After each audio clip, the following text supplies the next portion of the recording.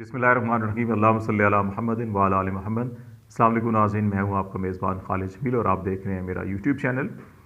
पिछले 24 घंटों में नाज़रीन इस्लामाबाद में बहुत तेज़ी के साथ पॉलिटिकल डेवलपमेंट्स हुई हैं। बहुत सी मुलाकातें हुई हैं, बहुत से राब्ते हुए हैं और फिर इन मुलाकातों और राब्तों के बाद इस्लामाबाद और लंदन और इस्लामाबाद पिंडी और लंदन के दरमियान और इस्लामाबाद पिंडी और लाहौर के दरमियान भी राब्तों की इतलात हैं। दो चीज़ें बड़ी अहम हैं, अमूमन ख़बरें जो चल रही हैं वो ये है जी कि आर्मी चीफ़ की तकर्री के हवाले से इसहाक डार साहब जो है कि वो अपनी इत्तेहादी जमातों से और फिर सदर मुमलिकत से भी मुशावरत के सिलसिले में उन्होंने मुलाकातें की हैं। लेकिन हम इस चीज़ का भी जायज़ा लेंगे कि क्या सिर्फ ये मुलाकातें आर्मी चीफ़ की तकर्री के लिए हैं या इंतखाबात के इनेकाद के हवाले से किसी तारीख़ के ऊपर मुशावरत की जा रही है। बहुत से लोगों का ख्याल है कि ये मामलात इलेक्शन की तरफ भी बातचीत की जा रही है और उसके अंदर क्या शवाहिद हैं वो हम आपसे शेयर करेंगे। इस सारी सूरत हाल के अंदर PDM की जमातें कहाँ पे खड़ी हैं, PMLN कहाँ पे खड़ी है। शहबाज शरीफ साहब जो है कि वो कोरोना का शिकार होके करंतना में हैं। इसहाक डार साहब इन हुए हैं। इसहाक डार साहब नवाज शरीफ साहब के, मरीम नवाज साहबा के नुमाइंदे हैं और इस सारी सिचुएशन के अंदर क्या शहबाज शरीफ साहब की जो कोशिशें या बयानियाँ या जो स्ट्रेटजी थी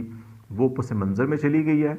और जो मरीम नवाज शरीफ साहब की जो स्ट्रेटजी है क्या वो इस वक्त डोमिनेट कर रही है, ये हम बातचीत करेंगे। पाकिस्तान तहरीक इंसाफ का मौक़िफ़ बड़ा वाज़ेह है। इमरान खान मुसलसल अपने हर रोज़ जो उनके लॉन्ग मार्च से ख़िताब कर रहे हैं उसके अंदर वो बयान कर रहे हैं। सदर मुमलिकत जो है वो PTI से उनका तल्लुक़ है। उनका इस सारी सिचुएशन के अंदर इसहाक डार साहब जो उनसे मुलाकात करने गए हैं और इमरान खान साहब ने कहा जी कि लाहौर में जो पिछले दिनों ख़बरें चल रही थी जी कि इमरान खान की डॉक्टर आरिफ अलवी जो प्रेसिडेंट और आर्मी चीफ़ की मुलाकात, तो उन्होंने अपने ख़िताब में कहा कि उनकी जनरल बाजवा से कोई अभी रिसेंटली मुलाकात नहीं हुई, प्रेसिडेंट आरिफ अलवी की मुलाकात ज़रूर हुई थी, उन्होंने इसकी तस्दीक की। तो इस सारी सिचुएशन के अंदर अब प्रेसिडेंट का जो किरदार है वो कितना अहम है और प्रेसिडेंट के जो कॉन्स्टिट्यूशनल पावर हैं, जो इख्तियारात हैं उनके, वो क्या हैं और इस सारी सिचुएशन के अंदर वो अपना क्या किरदार अदा करेंगे अगले 1-2 हफ्तों के अंदर, जिसकी वजह से इसहाक डार साहब को, नवाज शरीफ साहब को भी इसहाक डार को कहना पड़ा कि जाके ऐवान सदर में डॉक्टर आरिफ अलवी से मुलाकात करें। उसकी बुनियादी वजह क्या है और फिर इस सारी सिचुएशन के अंदर इस्टेब्लिशमेंट ख़ुद कहाँ खड़ी है और बिलखसूस जब इमरान खान साहब अभी हफ्ते के रोज़ कल रबात में जब ये लॉन्ग मार्च पहुंचेगा उनका, उससे जब खिताब करेंगे तो वो अपनी डेस्टिनेशन तो बता दी कि उनकी लॉन्ग मार्च की डेस्टिनेशन फ़िलवक्त रावलपिंडी है। किस रोज़ वो रावलपिंडी आएंगे और किस रोज़ पूरे मुल्क से काफ़िले रावलपिंडी आएंगे, उस तारीख़ का उन्होंने कल ऐलान करना है। और ऐसी सूरत हाल में कि जब इमरान खान की मंजिल जो है वो रावलपिंडी है और हतमी आखिरी मंजिल तो उनकी इस्लामाबाद है, लेकिन पड़ाव उनका रावलपिंडी में होना है। तो इस सूरत हाल के अंदर इस्टेब्लिशमेंट क्या सोच रही है,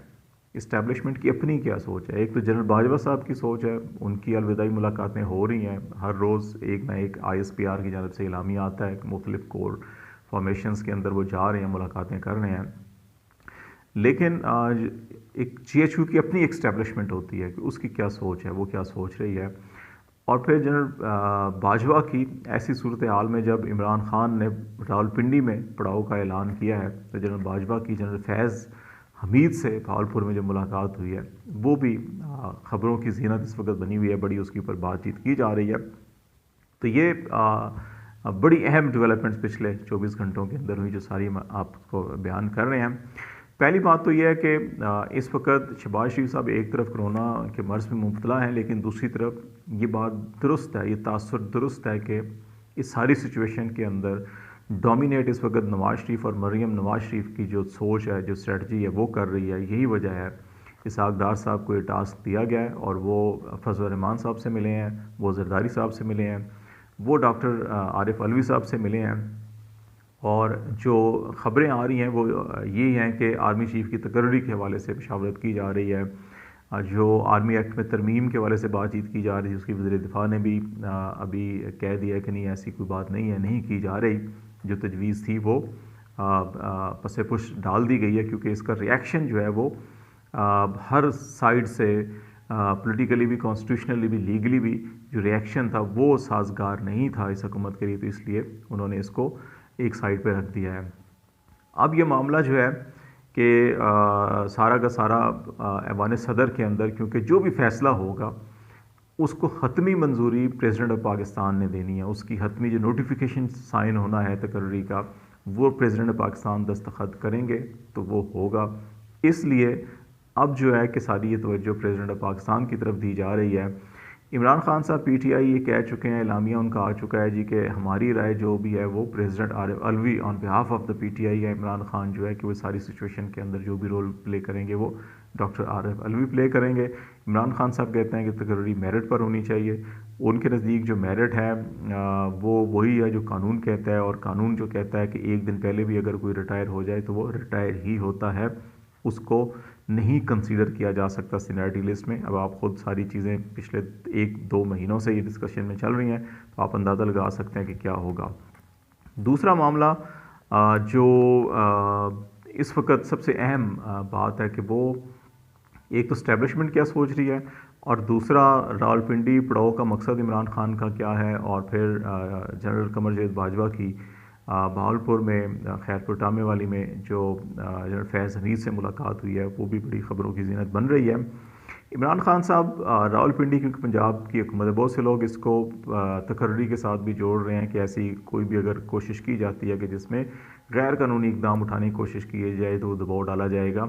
उनका दबाव सारा का सारा वफाकी हुकूमत के ऊपर होगा, प्राइम मिनिस्टर के ऊपर होगा। उनका दबाव शायद जीएचक्यू की तरफ ना हो, लेकिन रावलपिंडी ऐसा डिस्ट्रिक्ट है जो इस्लामाबाद को 3 अतराफ से कवर कर रहा है, और पंजाब में हुकूमत जो है वो पाकिस्तान तहरीक इंसाफ की है, तो इसलिए तमाम काफ़िले रावलपिंडी में अगर पड़ाव डालते हैं मुख्तलिफ 3 अतराफ की तरफ, तो इस्लामाबाद बंद हो जाता है। फिर एक तरफ केपी है, एक तरफ जो है वो आगे केपी से निकल के फिर आगे एजे के और फिर गिलगित बल्तिस्तान है। तो इस तरह से उन्होंने पिंडी को इसलिए रखा ये मरकज़ के पिंडी से बड़ा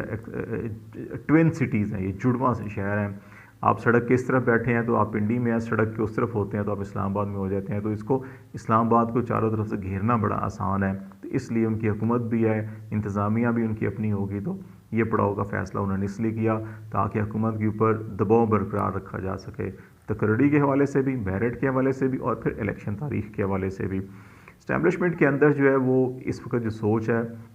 इस्टेब्लिशमेंट इस वक्त कोई रिस्क नहीं लेना चाहती, ना वो जनरल बाजवा के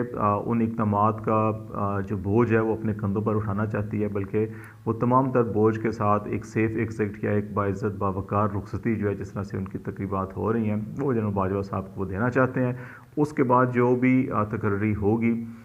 उनका जो मेन मकसद है, इस सबसे ज़्यादा फोकस है वो इदारे की वक़ार और इज़्ज़त और साख को बहाल करना, और फिर मुल्क के अंदर रूल ऑफ़ लॉ के हवाले से जो भी अपना किरदार अदा कर सकते हैं, वो इस वक्त ये सोच उनके अंदर पाई जाती है।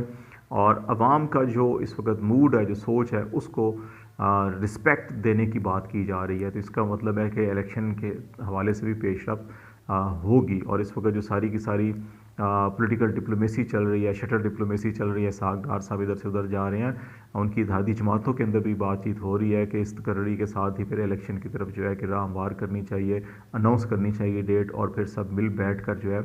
इसके ऊपर कोई जो रिफॉर्म्स करना चाहते हैं, इस्लाहात करना चाहते हैं, पीटीआई को कहा जाए कि वो पार्लियामेंट के अंदर आए और फिर सारे मिलकर इसके ऊपर रिफॉर्म्स करें, इसके ऊपर बातचीत हो रही है। तो ये सिर्फ सारी जो शटल डिप्लोमेसी है इस वक्त, पॉलिटिकल डिप्लोमेसी, ये सिर्फ तकर्री के हवाले से नहीं, इलेक्शन की तारीख के हवाले से भी हो रही है। जहाँ तक जनरल बाजवा और जनरल फैज़ हमीद की मुलाकात का मामला है, तो बहावलपुर का और उकाड़ा का दौरा किया आर्मी चीफ ने अपने उन्हीं अलविदाई दौरों के सिलसिले में।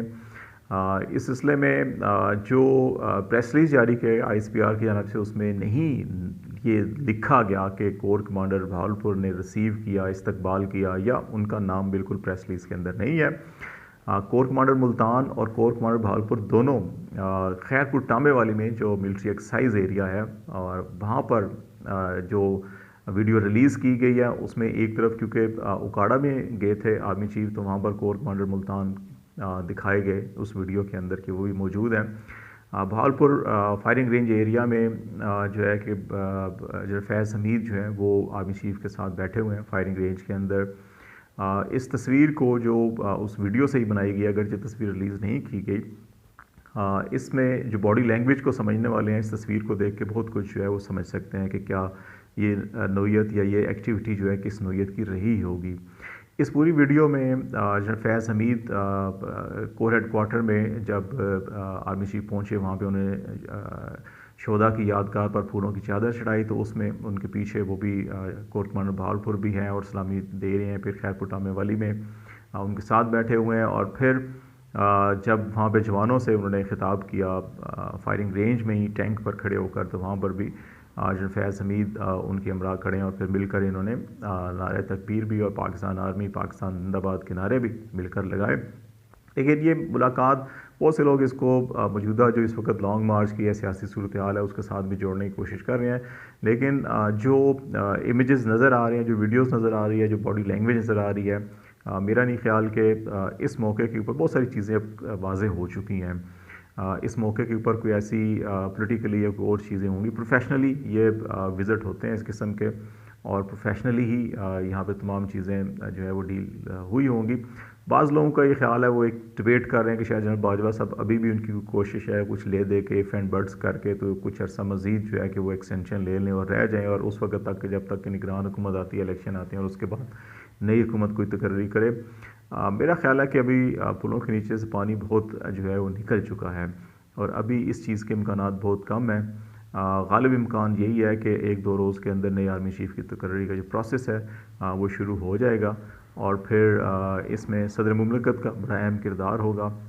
लेट्स सी, देखते हैं प्रोसेस शुरू होता है, असम्बली में कौन से नाम आते हैं, प्रेसिडेंट क्या किरदार अदा करते हैं, इमरान खान कब पिंडी में अपना पड़ाव डालते हैं और इलेक्शन की तारीख कब मिलती है, आपको अपडेट करते रहेंगे। खालिद जमील को इजाज़त दीजिए, अल्लाह हाफ़िज़।